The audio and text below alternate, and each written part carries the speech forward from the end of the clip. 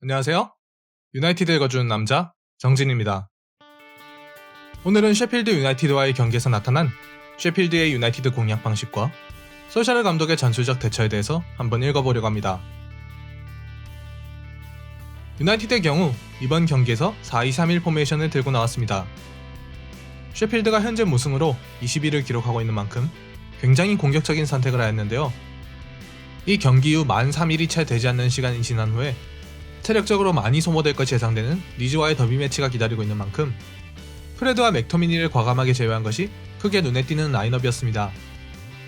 그리고 마티치가 선발되면서 왼발 후방 빌드업 옵션이 생겨 쇼 대신 텔레스를 활용할 수 있다는 이점도 있었죠. 셰필드의 경우 자신들이 평소에 활용하는 5-3-2 포메이션을 들고 나왔습니다. 해당 전술의 약점이 공략되면서 최근 부진하긴 하지만 크리스 와일더 감독의 오버래핑 센터백 전략이 지난 시즌 상당한 반향을 일으키며 셰필드가 리그에서 돌풍을 일으키는 기반이 되었던 만큼 계속해서 그 장점을 활용하려는 의도가 포메이션에 녹아있었죠. 다만 해당 전술의 핵심 왼쪽 스토퍼 잭 오코넬이 장기 부상으로 이탈한 상황이었기에 그 문제점을 어떻게 해소할 것이냐가 늘 화두가 되었습니다. 이번 경기에서는 앤더 스티븐스가 윙백으로 잭 로빈슨이 왼쪽 스토퍼로 나서는 것으로 나타났죠. 셰필드의 가장 큰 전술적 특징은 좌우 센터백들을 공격 상황에서 폭넓게 전진시켜 활용한다는 것입니다.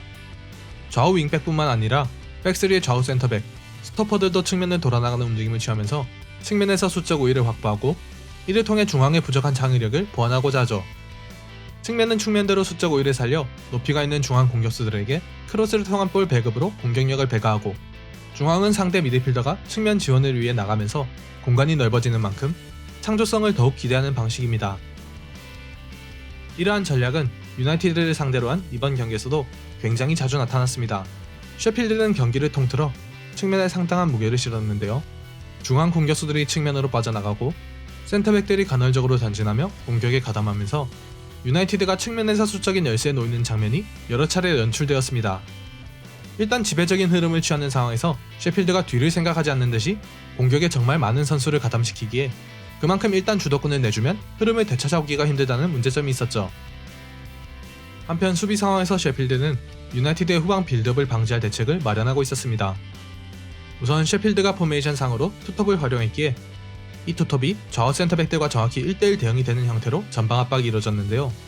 그러다 보니 유나이티드는 공의 중앙 전개가 힘들어졌고 측면의 풀백에게 공을 전개하면 셰필드의 좌우 미드필더 중 가까운 위치의 선수가 압박을 가하고 나머지 미드필더가 각각 포그바와 마티치를 마크하는 방식으로 전방 압박을 가했습니다. 조금 더 전진한 위치까지 유나이티드가 공격을 전개할 경우 여기에 윙백까지 가담해 측면에 대한 전진을 막았죠. 즉 셰필드는 5-3-2 대형의 중앙 밀집 구조를 살려 중앙으로의 공격 루트를 막고 측면의 수적 우위를 통해 측면 전개 루트를 막고자 했던 것입니다.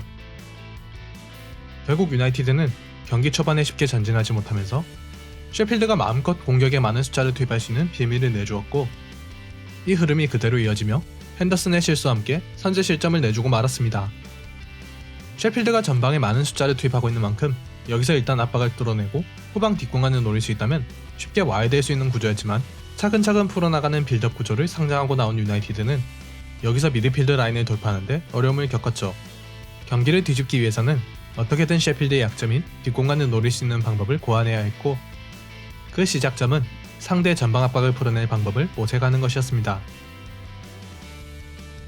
여기서 소샤르 감독은 마티치를 본격적으로 내려서 수비 대용과 비슷한 높이를 취할 수 있도록 라볼 피아나 형태를 만들며 문제를 해결했습니다. 라볼 피아나 구조의 형성으로 좌우 풀백이 전진하자 상대 윙백이 열게 된 체크를 상시 행해야 했죠. 더군다나 최후방에 3명의 선수가 서게 되면서 상대 투톱과 1대1 대응 구조가 깨지게 되었습니다. 윙백이 묶여있는 상황이었기에 중앙 미드필더가 올라와 커버를 해야 하는데 이렇게 이동하면 되려 중원이 헐거워지는 문제가 생겼죠. 마티치, 린델레프, 맥과이어, 포그바 모두 어느 정도의 롱패스 옵션을 갖추고 있었기에 프리하게 풀어지는 선수에게 공을 전달해서 상대의 뒷공간을 노릴 수 있는 방식이 생겨났습니다. 그 결과 셰필드의 취약점인 뒷공간에 떨어지는 패스와 공격진의 침투를 통한 역습이 성공적으로 먹혀들면서 유나이티드는 경기 분위기를 다시 반전시킬 수 있었습니다.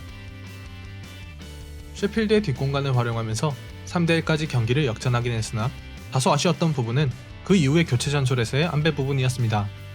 이번 경기를 시작으로 내달 초 아스톤 빌라전까지 15일 동안 6경기를 치러야 하는 빡빡한 일정이 기다리고 있는 만큼 주전 선수단의 체력 온전은 상당히 중요한 과제였습니다. 특히 대체 불가 수준의 영향력을 보이는 브루노는 반드시 관리가 필요한 상황이었죠. 그런데 소샤르 감독은 60분대부터 지친 기색이 보이는 브루노를 80분이 되어서야 교체해 주었습니다. 일각에서는 브루노가 나가며 경기가 흔들렸으므로 경기를 최대한 지킬 필요해서라도 교체 카드를 늦게 사용하는 것이 나았다는 분석도 있지만 실제 지표로 보았을 때는 유나이티드가 이미 70분부터 브루노의 영향력이 줄어들면서 경기력에서 꺾이기 시작했다는 것을 알 수 있죠. 결과적으로 3점차 확실한 리드를 노렸던 소샤르 감독의 교체 전술은 실패했고 브루노의 체력만 더 소진한 채로 위기는 위기대로 맞이해만 했습니다.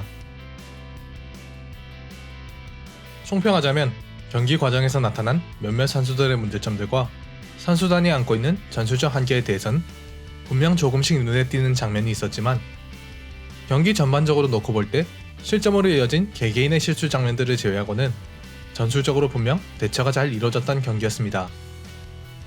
다만 브루노의 체력 저하 이후 후반 중반부터 떨어지고 있는 경기력과 향후 일정들을 고려한다면 주전 자원들을 늦어도 70분대에는 교체하고 경기를 잠그는 것이 더 적절한 판단이 아니었나.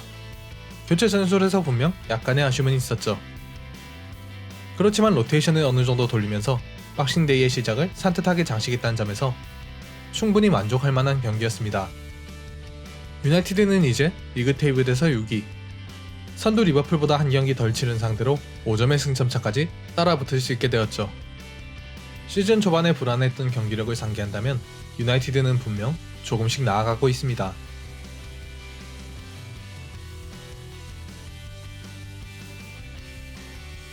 오늘 영상은 여기까지입니다. 오늘의 영상이 유익하셨다면 좋아요와 구독, 알림 설정까지 부탁드립니다. 다음번엔 더 알차고 재미있는 유나이티드 이야기로 찾아오겠습니다. 시청해주셔서 감사드리며 다음 영상에서 뵙겠습니다. 지금까지 유나이티드 읽어주는 남자 정진이었습니다.